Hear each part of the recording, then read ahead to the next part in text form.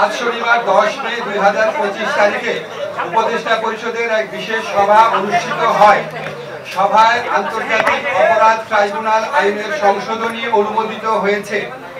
সংশোধনী অনুযায়ী আন্তর্জাতিক অপরাধ ট্রাইব্যুনাল কোনো রাজনৈতিক দল, তার অঙ্গ সংগঠন বা সমর্থক গোষ্ঠীকে শাস্তি দিতে পারবে।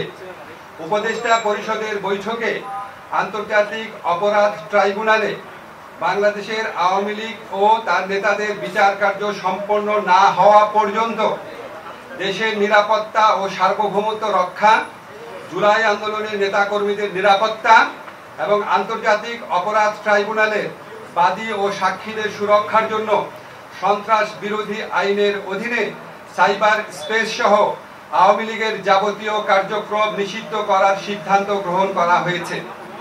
এ বিষয়ে প্রয়োজনীয় পরিপত্র পরবর্তী কর্মদিবসে জারি করা হবে।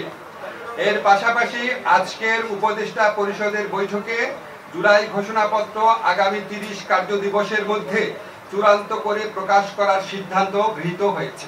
ধন্যবাদ।